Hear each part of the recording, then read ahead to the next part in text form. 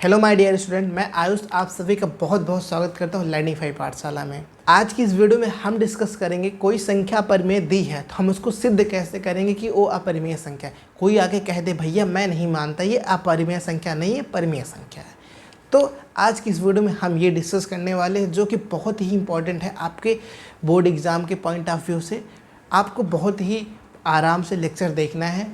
और इसके पहले मैंने एक वीडियो अपलोड किया था जिसमें मैंने बताया था कि संख्याएं क्या होती हैं, सारी चीज़ें बहुत ही आराम से एलसीएम एचसीएफ बहुत ही आराम से हर चीज़ें को डिस्कस किया था बारीकी से, बेसिक से एडवांस। उस वीडियो को आप जाकर ज़रूर देखें, वो आपके लिए बहुत ही इंपॉर्टेंट वीडियो होने वाली है। उसमें मैंने आपको सारी संख्याओं के बारे में बताया था कि परिमेय संख्या क्या होती है, परिमेय संख्या क्या होती है, सम संख्या क्या होती है, विषम संख्या क्या होती है, आशांत दशमलव क्या होता है, शांत दशमलव क्या होता है, और भी सारी चीज़ जैसे अभाज्य संख्या, भाज्य संख्या।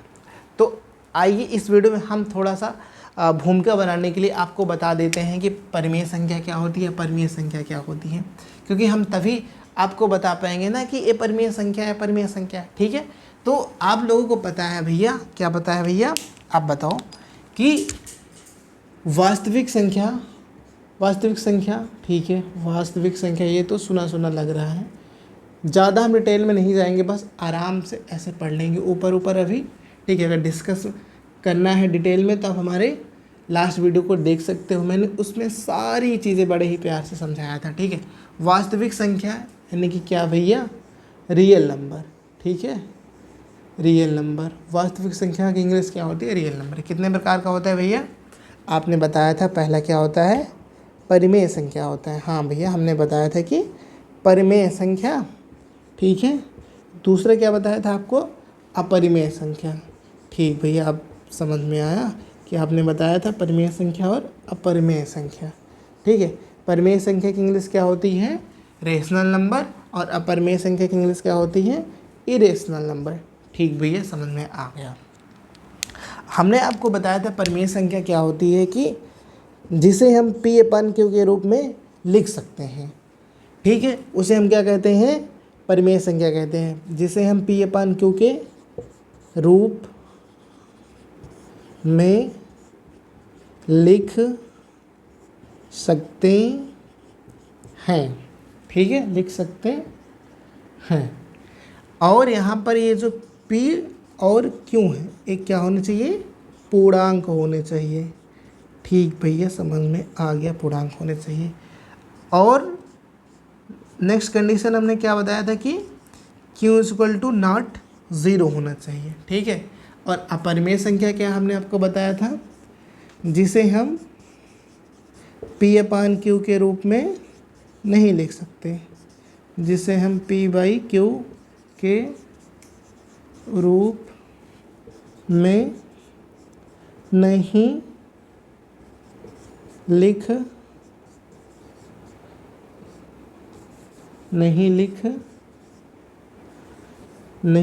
सकते हैं। ठीक भैया, समझ में आ गया। परिमेय संख्या क्या होती है, जिसे हम P/Q के रूप में लिख सकते हैं, और P और Q एक पूर्णांक होना चाहिए, Q = नॉट 0 होना चाहिए। अपरिमेय संख्या क्या होती है, जिसे हम P/Q के रूप में नहीं लिख सकते, जैसे कि क्या, √2, √3, ये क्या है आपकी अपरिमेय संख्याएं हैं। ठीक है, अभी हम सिद्ध करेंगे ये अपरिमेय संख्या क्यों है, कैसे है, आपको परेशान होने की ज़रूरत नहीं है। P/Q के रूप में लिख सकते हैं 1/2, 1, 2 डॉट डॉट डॉट तमाम बहुत सारी ऐसे संख्या है जिसे हम P/Q के रूप में लिख सकते हैं, परिमेय संख्या कहलाती हैं। ठीक भैया, अब समझ में आ गया। अब आप बताओ भैया कि कोई अपरिमेय संख्या है तो हम उसको सिद्ध कैसे करेंगे कि अपरिमेय संख्या है। तो अब मैं जो बताने जा रहा हूँ, ठीक है, आपको बहुत ही आराम से देखना है, ध्यान से देखना है, क्योंकि ये जो क्वेश्चन मैं बताने जा रहा हूँ आपके बोर्ड एग्ज़ाम में पूछे जाते हैं। मतलब ऐसा है कि आप कोई भी बोर्ड का एग्ज़ाम का पेपर उठा के देख लो, उसमें अपरिमेय संख्या सिद्ध करना ज़रूर आया होता है। ठीक है, बाई चांस कोई ऐसा पेपर हो गया जिसमें नहीं आता, लेकिन ऐसा देखा गया है कि अपरिमेय संख्या सिद्ध करना ज़रूर आता है। अगर रियल नंबर से कोई क्वेश्चन नहीं, कि वास्तविक संख्या चैप्टर से कोई क्वेश्चन आ रहा है तो उसमें अपरिमेय संख्या सिद्ध करना ज़रूर आता है, चाहे 2 मार्क्स का है, 3 मार्क्स का है, 5 मार्क्स का है। ठीक है, आता ज़रूर है। तो आइए देखते हैं। ठीक है, जैसे अभी हमने आपको एग्जाम्पल बताया था कि अंडर रूट 2 एक अपरिमेय संख्या है। ठीक है, क्या बताया था? अपरिमेय संख्या है। क्या बताया था भैया आपने? अपरिमेय संख्या है। ठीक है, अब आप लोग कहो कि मैं नहीं मानता ये अपरिमेय संख्या है, मैं कहता हूँ परिमेय संख्या है। ठीक है, हम वही तरीका मांगेंगे और उसी तरीके से सिद्ध करेंगे कि ये अपरिमेय संख्या ही है, यानी कि अपरिमेय या तो परिमेय होगा या तो अपरिमेय होगा। ठीक है, तो हम परिमेय मान के इसे अपरिमेय संख्या सिद्ध करेंगे। तो आइए देखते हैं कि अंडर रूट 2 को हम एक अपरिमेय संख्या सिद्ध कैसे करेंगे। तो आपका क्वेश्चन क्या है भैया? क्वेश्चन है हमारा नंबर 1 कि सिद्ध कीजिए। क्या भैया? सिद्ध कीजिए, सिद्ध करो, ऐसे जल्दी से लिख लो, सिद्ध करो अंडर रूट 2 एक अपरिमेय संख्या है। अपरिमेय संख्या है। ठीक है, समझ गए? क्या करना है आपको? सिद्ध करना है कि अंडर रूट 2 एक अपरिमेय संख्या है। सबसे पहले क्या है कि आप क्या सोचोगे भैया? आप या तो परिमेय संख्या ही मान लो, सिंपल सी बात है। सबसे पहले आप क्या मान लो? माना, क्या भैया? माना अंडर रूट 2। ये जो मैं लिखूंगा हर स्टेप को आपको ध्यान देना है, ठीक है, क्योंकि एक एक स्टेप आपके लिए बहुत इंपॉर्टेंट है। माना अंडर रूट 2 एक क्या है? परिमेय संख्या है। परिमेय संख्या है। परिमेय संख्या है मतलब कि क्या भैया? अंडर रूट 2 को हम पी अपान क्यू के रूप में लिख सकते हैं, यानी कि क्या? पी यू इक्वल टू यानी कि क्या भैया? Under root 2 equal to p by q. ठीक भैया, समझ में आ गया। अब हम इसका क्या कर लेंगे? क्रॉस मल्टीप्लिकेशन कर लेंगे, यानी कि क्या? तिर्यक गुणा कर लेंगे भैया। तो p इक्वल टू आपका क्या हो जाएगा भैया? p इक्वल टू हो जाएगा अंडर रूट 2 इंटू क्यू। ठीक है भैया, समझ में आ गया। इसको हम क्या मान लिए? समीकरण 1। ठीक भैया, अब क्या करो? दूसरा स्टेप आपको ध्यान देना है। क्या करना है? आपको दोनों पक्षों का वर्ग कर देना है। यहाँ पर लिखना है कि ऐसे समीकरण 2, या फिर लिख दो समीकरण 1 के दोनों पक्षों का वर्ग करने पर, यानी कि हम क्या करेंगे? बोथ साइड स्क्वायर कर देंगे। ठीक है, तो दोनों पक्ष का क्या करेंगे? स्क्वायर करेंगे तो क्या हो जाएगा? पी स्क्वायर इक्वल टू क्या हो जाएगा? अंडर रूट 2 इंटू क्या है यहाँ पर? क्यों का स्क्वायर, ये हो जाएगा। ठीक भैया, अब इसको हम सॉल्व करेंगे तो क्या हो जाएगा? पी स्क्वायर इक्वल टू क्या हो जाएगा आपका? अंडर रूट, देखो यहाँ पर आपको एक चीज़ समझना है कि under root 2 into under root 2 आपका होता है 2। ये आप लोगों ने क्लास 9th में पढ़ा होगा। ठीक है, नहीं पढ़ा तो मैं आपको बता देता हूँ, बहुत ही आसान है। बस आप इतना समझ लीजिए कि ये आपका जो अंडर रूट होता है, यहाँ आपकी पावर क्या होती है? इसका मतलब होता है 1/2, यानी कि ये जो आपका अंडर रूट 2 लिखा है, हम इसको लिख सकते हैं क्या? 2 की पावर 1/2। अगर लिखा है अंडर रूट 10 तो हम इसको लिख सकते हैं 10 की पावर 1/2। अगर अंडर रूट 5 लिखा है तो हम इसको लिख सकते हैं 5 पावर 1/2। यानी कि ये जो आपका अंडर रूट है, यहाँ इसको हम क्या लिख सकते हैं? जो संख्या यहाँ पर दी है उसकी पावर में 1/2 लिख सकते हैं। हाँ भैया, इतना समझ में आ गया? तो समझ में आ गया तो आप ये आराम से सॉल्व कर लोगे। ठीक है भैया, तो हम इसको क्या लिख सकते हैं? 2 की पावर 1/2। ठीक भैया, इंटू 2 की पावर 1/2, इसको लिख सकते हैं ना? हाँ, अब हमें पता है भैया कि क्या होता है गुणे में अगर घाते क्या होता है। अब हमें पता है भैया कि अगर गुणे में आधार समान हो, यानी कि आपका जो बेस है वो समान हो, तो ये जो घाते हैं यानी कि जो पावर हैं क्या होते हैं? जुड़ जाते हैं। तो क्या हो जाएगा? 2 की पावर 1/2 प्लस 1/2। ठीक है, 1/2 क्या हो जाएगा भैया?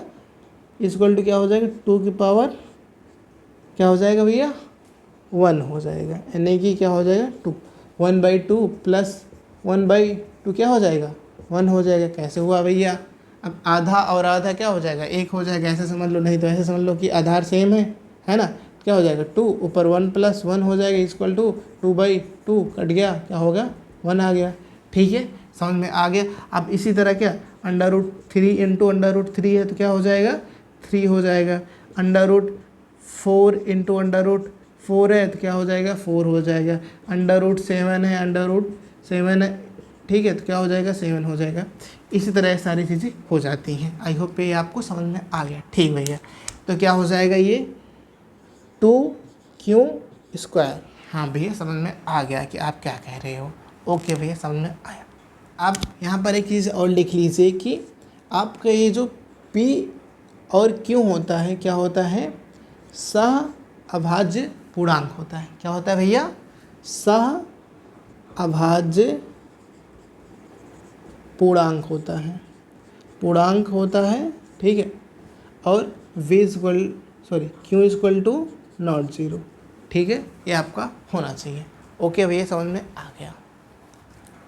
अब हम देखेंगे भैया कि ये आपका अगर हम यहाँ से निकालें तो q² क्या हो जाएगा भैया, q² हो जाएगा 2 को इधर कर देंगे, है ना, क्या हो जाएगा डिवाइड में आ जाएगा, क्या हो जाएगा p²/2। ठीक भैया समझ में आ गया। अब आप यहाँ पर ध्यान देना है, क्या भैया हमें यहाँ पर ध्यान देना है, क्या ध्यान देना है कि आपके जो 2 है ये क्या है, एक अभाज्य संख्या है। हमने आपको लास्ट वीडियो में सारी चीज़ें बताई थी, इस अभाज्य संख्या क्या होती है, भाज्य संख्या क्या होती हैं, तो आप वो वीडियो जाके देख सकते हैं। ठीक है, तो आप यहाँ पर देखो, यहाँ पर एक्चुअल में हो क्या रहा है, क्या हो रहा है भैया, ये जो 2 है यानी कि अभाज्य जो 2 संख्या है किसको विभाजित कर रहा है, यानी कि किसको डिवाइड कर रहा है, p² को। ठीक भैया, समझ गया कि ये जो हमारी 2 है यानी कि हमारा अभाज्य संख्या 2 है वो किसको विभाजित कर रहा है, विभाजित मतलब क्या करना है, उसको डिवाइड कर रहा है, किसको कर रहा है, p² को। अब यहाँ पर आपके बुक में NCERT में एक थ्योरी है, थ्योरी क्या है, सिंपल सा कुछ नहीं कॉन्सेप्ट है, आपको आसान से समझ में आ जाएगा, वो कुछ है नहीं, बहुत ही आसान है। ठीक है, एक्चुअल में क्या है कि अगर मान लीजिए कि p² को अगर a विभाजित करता है, ठीक है, यानी कि डिवाइड करता है, ये की तरह लग नहीं रहा, बना देते हैं, a विभाजित करता है, क्या करता है भैया, विभाजित करता है। ठीक है, इतना तो समझ में आ रहा है भैया, विभाजित करता है, तो p² को a विभाजित करता है,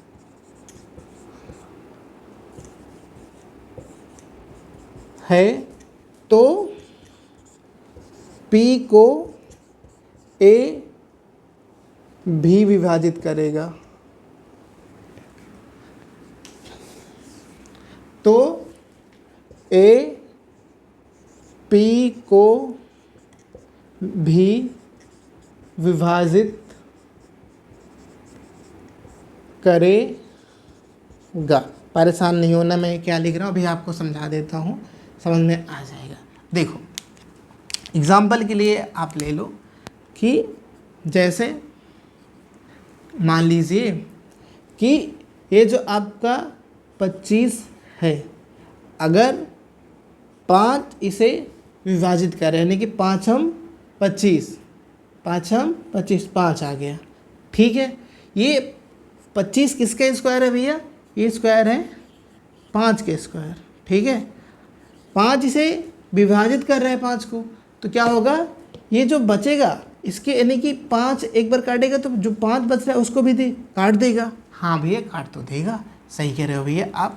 अब आप ऐसे सिंपल सा ले लो कि मान लो ये जो आपका 9 है, ठीक है, 3 जो है 9 को विभाजित कर रहा है। ठीक है, यानी कि किसका स्क्वायर है, 3 का स्क्वायर है, तो जो इसके बाद बचेगा उसको विभाजित करेगा ना। हाँ भैया समझ में आ गया, बस कुछ नहीं है, कॉमन सा सेंस है, यूज़ करना है, हो जाएगा। ठीक है भैया समझ में आ गया, आप इसे मिटा सकते हैं।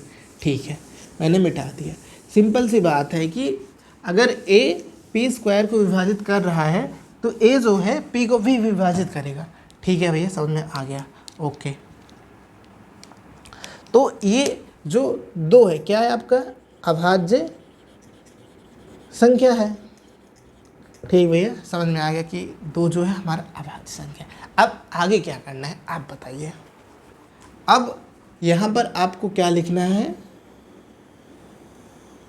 आप ऐसे बना लीजिए कि क्या भैया, यहाँ पर आप देखो ये जो 2 है p स्क्वायर को विभाजित कर रहा है कि नहीं, हाँ कर रहा है। तो यानी कि क्या भैया 2 p को भी विभाजित करेगा। हाँ भैया, अभी तो आप बताएं। ठीक है, तो यहाँ पर लिख लीजिए क्या लिखेंगे आप, 2 p स्क्वायर को विभाजित करता है, अतः 2 p को भी विभाजित करेगा। ठीक भैया, समझ में आ गया, करेगा। ओके, अब क्या करना है आपको।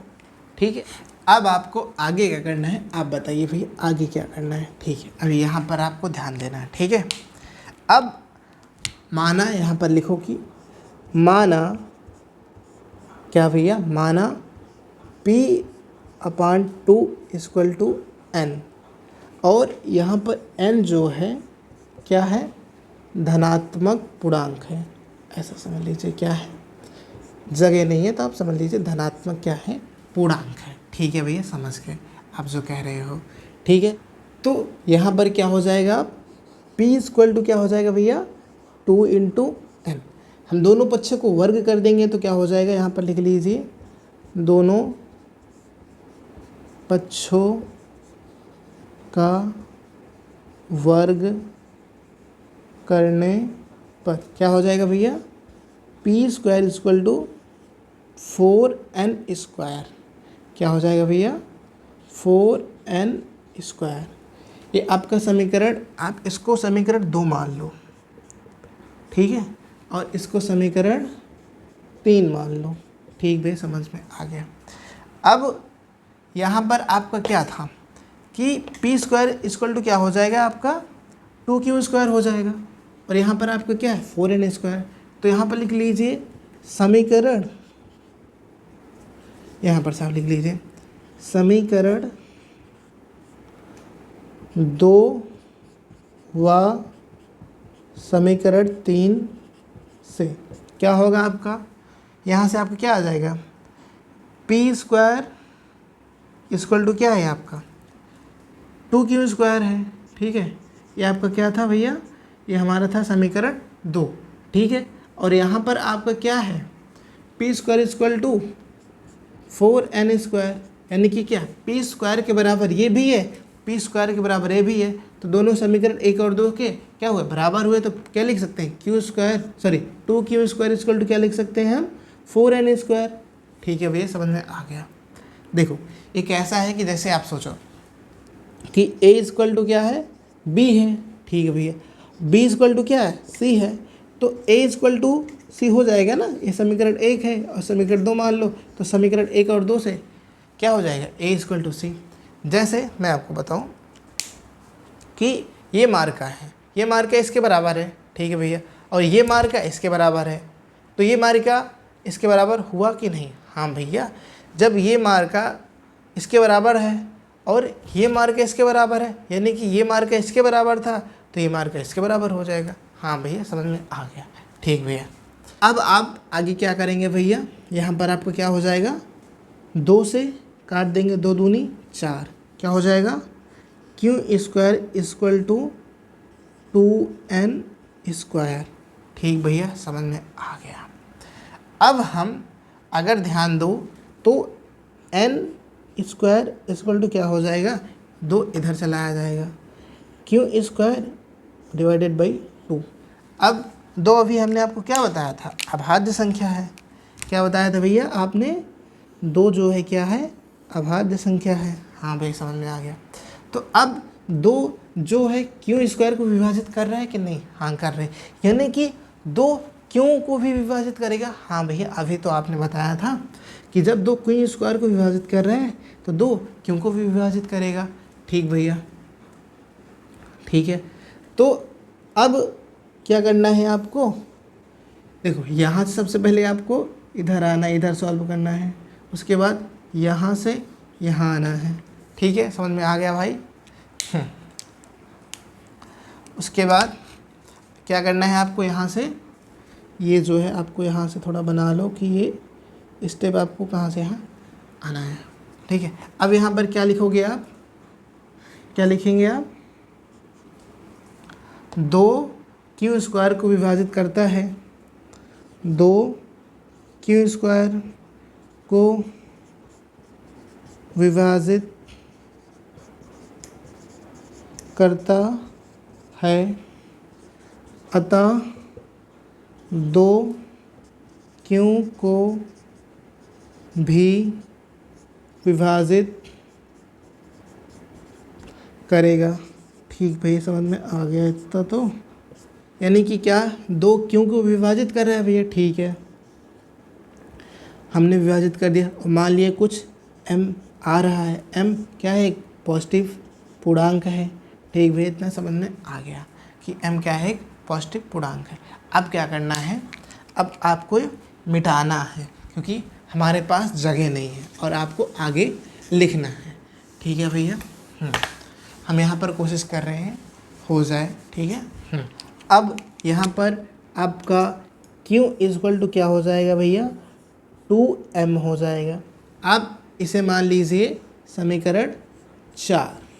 ठीक भैया, समीकरण हमने 4 मान लिया। अब आपको यहाँ पर ध्यान देने वाली बात ये है, क्या भैया ध्यान देने वाली बात ये है कि ये आपने क्या माना था, समीकरण 1 समीकरण 2, ये आपका क्या था, समीकरण 3। आप इसे मान लीजिए क्या भैया, समीकरण 3। ठीक है, इसे समीकरण 3 मान लीजिए, इसे नहीं। ठीक है, अब आप यहाँ पर ध्यान दीजिए, क्या भैया ध्यान दीजिए, ये जो आपने लिखा है क्या भैया, समीकरण 3 और 4। समीकरण 3 आपका क्या है भैया, क्या है, p equal to 2 into n, ये हमारे क्या है, समीकरण 3 है। क्या है, समीकरण 3 है।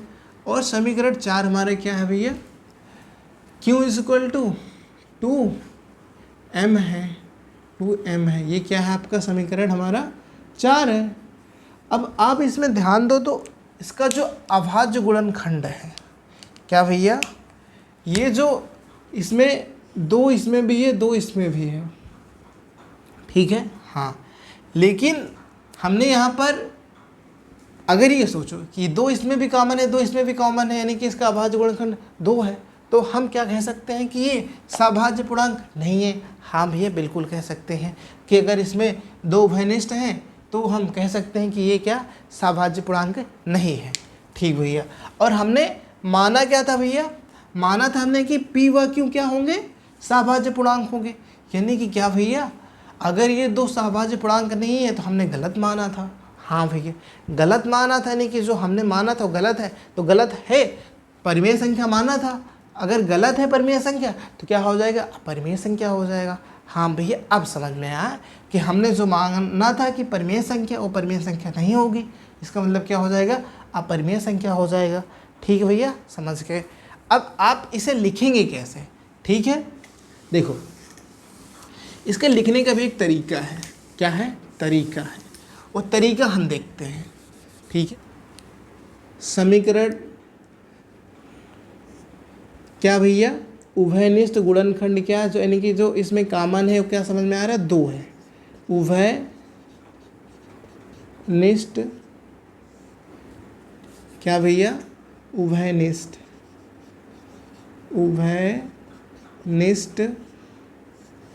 गुणनखंड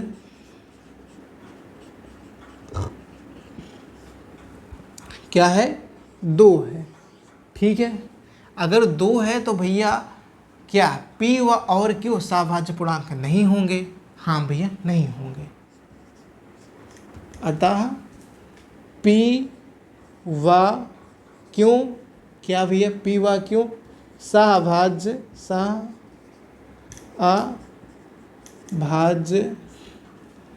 पूर्णांक नहीं है, नहीं है। यानी कि क्या भैया नहीं है, तो हमने जो माना था उसका क्या हो गया, उल्टा हो गया, विरोधाभास हो गया। ठीक है, तो क्या लिखेंगे, जो एक विरोधाभास है, विरोधाभास,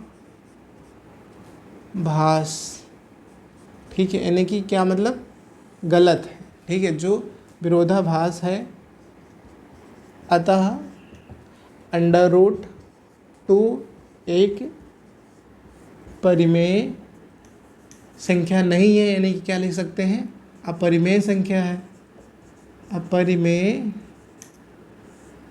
संख्या है। ठीक भैया, समझ में आ गया। अब आप एक बार इसको समराइज कर दो तो मज़ा आ जाए। ठीक है, तो देखो सबसे पहले आपको इसमें करना क्या है कि कोई संख्या दी है कि मान लो √2 दिया हुआ है और सामने वाला कह रहा है कि आप इसको सिद्ध करो कि ये अपरिमेय संख्या है। सबसे पहले स्टेप आपको क्या करना है भैया, उसको मान लेना है कि ये परिमेय संख्या है। यानी कि बुरे से बुरे क्या हो सकता है भाई, अपरिमेय संख्या नहीं है तो परिमेय संख्या हो सकता है। तो हम वहाँ से स्टार्ट करेंगे ना।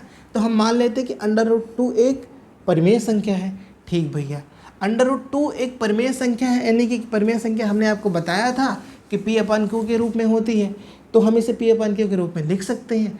P और Q एक क्या हमने माना है यहाँ पर, सहभाज्य पूर्णांक होने चाहिए। ठीक है भैया, इतना समझ में आ रहा है।